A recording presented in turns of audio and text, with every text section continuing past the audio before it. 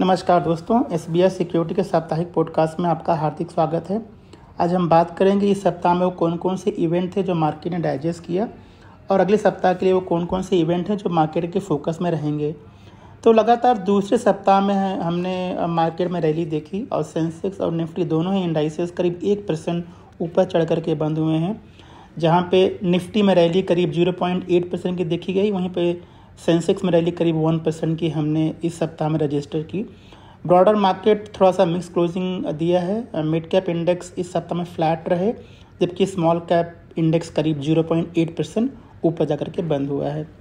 Global cues largely सप्ताह में muted थे। हालांकि जो यूएस का एफओएमसी मिनट्स आया है वहाँ पे ज़्यादा कुछ सरप्राइज देखने को नहीं मिला है और वहाँ पे जो एफओएमसी का जो सदस्य हैं अभी भी ये कह रहे हैं कि इंटरेस्ट रेट कट को लेकर के कोई जल्दबाजी वो नहीं करने वाले हैं।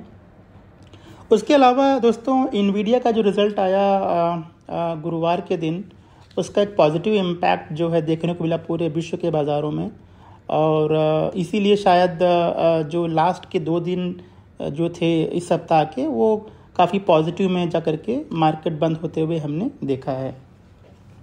अगर मैं बात करूं सेक्टोरल इंडाइसेस की दोस्तों, यहाँ पे BSE reality, consumer durable, FMCG, power, capital goods, Bankex, auto and Bankex, ये कुछ इंडाइसेस हैं जो कि पॉजिटिव में बंद हुए हैं। करीब 1% से 4% की रैली हमने देखी है यहाँ पे, जबकि बीएसई, पीएसयू, मेटल, आईटी और ऑयल, इन सारे इंडाइसेस में हमने करीब 1% से 2% की हमने एक डिक्लाइनिंग देखी है। अगर मैं बात करूं टॉप गेनर्स और लूजर्स की, तो निफ्टी में जो टॉप 5 गेनर्स हैं वहां पे M N M, Grasim, ICICI bank, Nestle और सन फार्मा है। यहाँ पे रैली हमने करीब 3.5% से 5% के आसपास की हमने देखी है। जबकि जो गिरने वाले 5 टॉप शेयर्स हैं निफ्टी में, वो हीरो मोटर्स, कोल इंडिया, बीपीसीएल, दिवीज लेबोरेटरी और एचडीएफसी लाइफ है। यहाँ पे हमने 2% से 7.5% का एक डिक्लाइनिंग हमने इस सप्ताह में रजिस्टर किया। आइए बात कर लेते हैं वो कौन कौन से मॉनिटरेबल इवेंट्स थे जो बाजार के फोकस में रहे। तो पहले बात कर लेते हैं एफआईआईज की और डीआईआईज का डेटा। तो यहाँ पे एफआईआई और डीआईआईज ने पूरे सप्ताह में जो डेटा हमने कैप्चर किया हमारे रिपोर्ट में, दोनों ही इंस्टीट्यूशंस ने बाई की हुई है।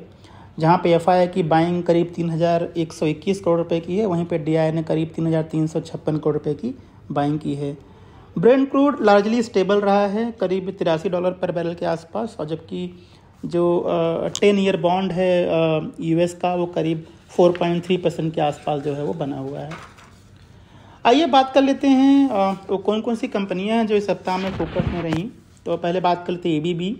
तो एबीबी इंडिया ने अपने चौथी तिमाही के रिजल्ट डिक्लेयर किए। ये उनका क्योंकि ये कंपनी दिसंबर एंड कंपनी है, तो इन्होंने अपने जो रिजल्ट पब्लिश किए वो काफ़ी अच्छे रिजल्ट उन्होंने डिलीवर किया हुआ है। जहाँ पे उनके सेल्स में ग्रोथ करीब 14% के आसपास का है और प्रॉफिट में ग्रोथ करीब 13% के आसपास का है।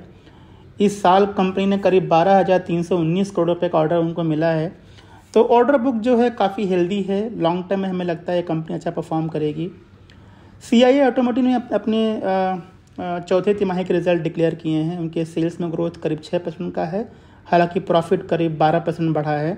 एबिटा मार्जिन में भी इम्प्रूवमेंट देखने को मिला है। तो ये नंबर बढ़िया हैं सीआईए ऑटोमोटिव के लॉन्ग टर्म में। शुगर कंपनियां इस सप्ताह में फोकस में रही, जहाँ पे सरकार ने जो उनका फेयर रेम्यूनरेटरी प्राइस है वो करीब 25 रुपये बढ़ा करके 340 रुपये कर दिया है। तो ये मार्जिनली जो है वो नेगेटिव था शुगर कंपनीज के लिए। शायद इसीलिए हमने गुरुवार के दिन थोड़ा सा एक सबड्यू ट्रेड देखा शुगर कंपनियों में। इलेक्ट्रा ग्रीन टेक इस सप्ताह में फोकस में रहा, जहाँ पे कंपनी को करीब 4,000 करोड़ रुपए का ऑर्डर मिला है बीईएसटी से 2,2400 बसों के लिए। तो ये लॉन्ग टर्म में पॉजिटिव है इलेक्ट्रा ग्रीन टेक के लिए। एनबीसीसी को जो है ग्रेटर नोएडा अथॉरिटी से जो आम्रपाली का जो रिमेनिंग ओपन एरिया है उसको डेवलप करने के लिए करीब 10,000 करोड़ रुपए का एक करार उनको मिला है वहाँ से। तो ये लॉन्ग टर्म में एनबीसीसी के लिए जो है पॉजिटिव है। डीएलएफ भी सप्ताह में फोकस में रहा, जहाँ कंपनी ने कहा है कि उन्होंने एक गुड़गांव में 1,214 करोड़ रुपए का जो एक लैंड पार्सल है उसके लिए डील की हुई है। तो ये लॉन्ग टर्म में उनके लिए पॉजिटिव है। सोना BLW इस सप्ताह में फोकस में रहा, जहाँ पे कंपनी को PLI के लिए एक सर्टिफिकेशंस मिला हुआ है उनके 2 व्हीलर इलेक्ट्रिक प्रोजेक्ट के लिए। तो ये लॉन्ग टर्म में पॉजिटिव है सोना BLW के लिए। जुबिलेंट फूडवर्क्स ने कहा है कि आगे 3-4 सालों में वो जो उनका फ्राइड चिकन ब्रांड पॉपीज़ है वहाँ पे करीब 1000 करोड़ रुपए का वो सेल्स टारगेट कर रहे हैं लॉन्ग टर्म में। तो ये कंपनी जो है जब नंबर डिलीवर करेगी तो ये फोकस में रहेगी आगे आने वाले सालों में। ग्रासिम इंडस्ट्री भी सप्ताह में फोकस में रहा, जहाँ कंपनी ने कहा है कि उन्होंने पेंट बिजनेस में एंटर किया हुआ है और उनका जो ब्रांड है वो बिरला ओपस है, जहाँ पे कंपनी करीब 3 नए प्लांट जो है वो अनवेल करेगी। तो ये लॉन्ग टर्म में पॉजिटिव है ग्रासिम के लिए। ब्रिगेड इंटरप्राइज और PVP वेंचर के साथ में एक करार हुआ है, जहाँ पे कंपनी करीब 2.5 मिलियन स्क्वायर फीट जो कि 2000 करोड़ रुपए के आसपास का प्रोजेक्ट साइज है वो डेवलप करेगी चेन्नई में। तो ये लॉन्ग टर्म पॉजिटिव है ब्रिगेड के लिए। टोरेंट पावर भी इस सप्ताह में फोकस में रहा, जहाँ कंपनी ने कहा है कि आगे आने वाले सालों में उत्तर प्रदेश में करीब 25,000 करोड़ रुपए का इन्वेस्टमेंट करेंगी। उसमें pump storage, hydro, green hydrogen, solar power के लिए एक तरह का एक इन्वेस्टमेंट प्लान है कंपनी का। पावर ग्रिड ने कहा है कि उनके बोर्ड ने अप्रूवल दिया है 656 करोड़ रुपए का इन्वेस्टमेंट में इलेक्ट्रिसिटी ट्रांसमिशन के लिए। तो ये लॉन्ग टर्म में पॉजिटिव है पावर ग्रिड के लिए। JK सीमेंट भी सप्ताह में फोकस में रहा, जहां कंपनी ने कहा है कि उन्होंने तोशिल सीमेंट कंपनी है जिसको 100% अक्वायर किया है 90 करोड़ रुपए में। तो ये भी सप्ताह में फोकस में रहा। एम्बुजा सीमेंट ने कहा है कि वो आगे चल करके 1000 करोड़ रुपए का इन्वेस्टमेंट करेंगे 4 million metric ton cement grinding capacity जो कि वो झारखंड में सेटअप करने वाले हैं। तो ये लॉन्ग टर्म में पॉजिटिव है एम्बुजा सीमेंट के लिए। बलरामपुर चीनी भी फोकस में रहा है इस सप्ताह में, जहाँ पे कंपनी ने कहा है कि वो 2000 करोड़ रुपए इन्वेस्टमेंट करेंगे बायोप्लास्टिक में। तो ये लॉन्ग टर्म में पॉजिटिव है बलरामपुर चीनी के लिए। GMDC ने 2025 के लिए 3040 करोड़ रुपए का एक कैपेक्स प्लान अप्रूव किया हुआ है। तो ये भी उनके लिए पॉजिटिव है लॉन्ग टर्म में। उसके अलावा JSW स्टील जो है ऑस्ट्रेलियन माइनर के साथ में उनकी बातचीत चल रही है और वहाँ पे वो ब्लैक वाटर जो उनका कोल माइन है वहाँ पे शायद वो स्टेक बेच सकते हैं। तो ये एक लॉन्ग टर्म पॉजिटिव हो सकता है कंपनी के लिए। उसके अलावा RVNL और सालासर टेक्नोलॉजी ने ये दोनों ही कंपनियां जो है एक 174 करोड़ रुपए का ऑर्डर के लिए एक लोवेस्ट बिडर जो है इमर्ज हुई हैं MP में। सो ये लॉन्ग टर्म में उनके लिए जो है वो पॉजिटिव है। उसके अलावा दोस्तों जो स्पेस की कंपनियां हैं इस सप्ताह में फोकस में, क्योंकि सरकार ने यहाँ पे स्पेस में जो FDA पॉलिसी है उसको चेंज किया हुआ है। तो स्पेस की कंपनियां जैसे MTR टेक्नोलॉजी है, नेल्को है, ये सब कंपनियां इस सप्ताह में फोकस में रही। आइए बात कर लेते हैं कि हमने इस सप्ताह में किन किन स्टॉक्स पे हमने रिकमेंडेशन दिया हुआ है। तो दोस्तों इस सप्ताह में हमने 3 स्टॉक पे रिकमेंडेशन दिया हुआ है, जिसमें से 2 पिक ऑफ द डे में है और 1 पिक ऑफ द वीक में है। तो पहले बात करते हैं पिक ऑफ द डे की। तो जिंदल स्टेनलेस को पे हमने रिकमेंडेशन दिया हुआ है 631 का प्राइस पे हमने रिकमेंड किया है। 694 रुपये का हमारा टारगेट प्राइस है। तो आप जैसे जानते हैं दोस्तों कि ये जिंदल स्टेनलेस जो है इंडिया का लीडिंग प्लेयर है स्टेनलेस स्टील के अंदर। और कंपनी ने कहा कि आगे चल कर के जो उनका वॉल्यूम ग्रोथ है 2025 के लिए वो करीब 20 से 25% जो है वो ग्रो करेगा। उसके अलावा कंपनी ने एक रबी रन करके कंपनी है उसको अक्वायर किया है 96 करोड़ रुपए में। तो इसके ज़रिए कंपनी को जो है स्टील ट्यूब और पाइप्स में एंट्री करने का एक मौका मिलेगा। तो ये भी लॉन्ग टर्म में पॉजिटिव है।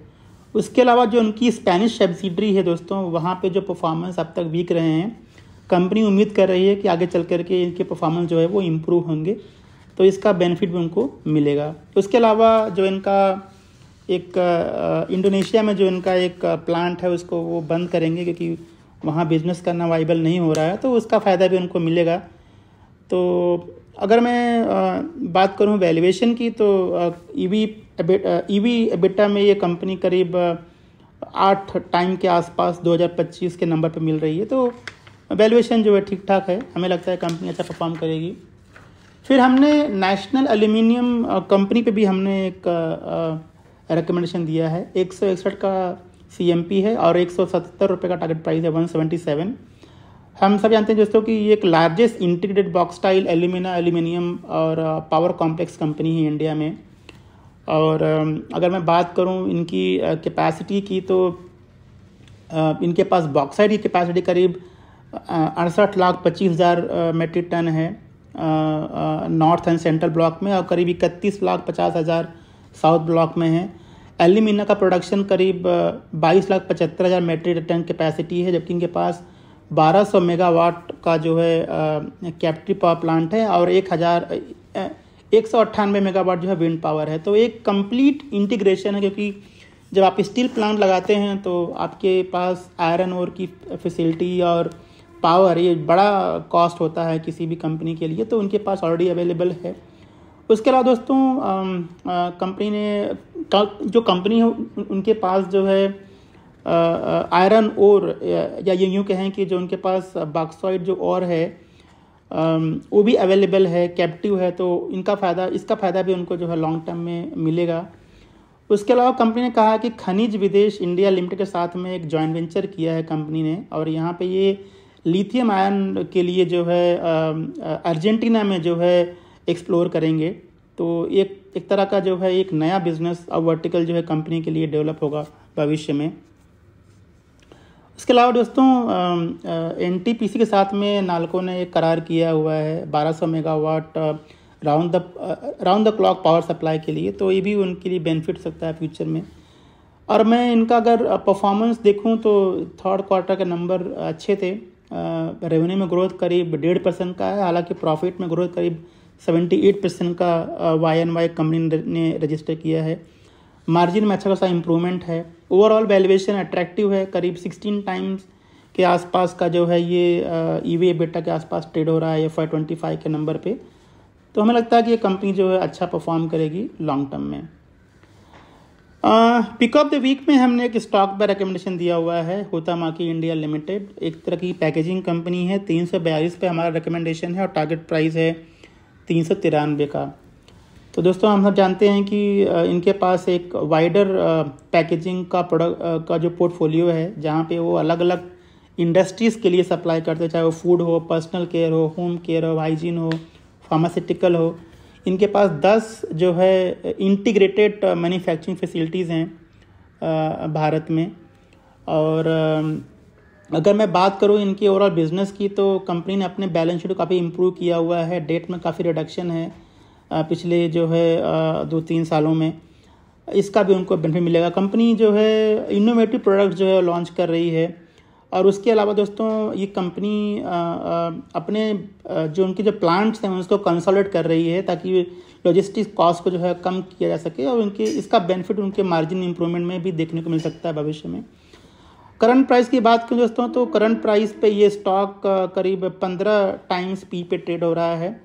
तो हमें लगता है कि ये अट्रैक्टिव वैल्यूएशन है लॉन्ग टर्म में। तो दोस्तों ये था हमारा ये पूरे सप्ताह का रैपअप। अगर मैं नेक्स्ट वीक की बात करूं दोस्तों, तो अगले सप्ताह में भी बहुत सारे इवेंट हैं जो बाज़ार डिस्काउंट करेगा। जैसे कुछ इकोनॉमिक डेटा भी जो है इंडिया स्पेसिफिक पब्लिश होंगे, जैसे कोर सेक्टर का आउटपुट है, या जो फिस्कल बैलेंस है, भारत का जो थर्ड क्वार्टर का GDP है, ये डेटा भी डिक्लेयर होगा। तो इस पे बाज़ार की नज़र रहने वाली है। उसके अलावा फरवरी महीने का जो ऑटो सेल्स नंबर है वो भी डिक्लेयर होंगे 1 मार्च को। तो वो नंबर कैसे आते हैं उसके ऊपर बाज़ार रिएक्ट करेगा। तो ज़्यादातर ऑटो कंपनियां जो है वो फोकस में रहने वाली हैं। तो दोस्तों ये था हमारा इस सप्ताह का पॉडकास्ट।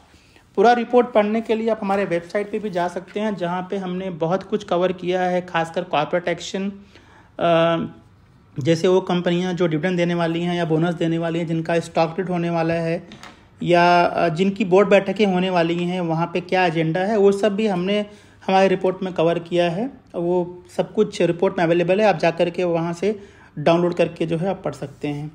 तो दोस्तों ये था हमारा इस सप्ताह का वीकली रैप।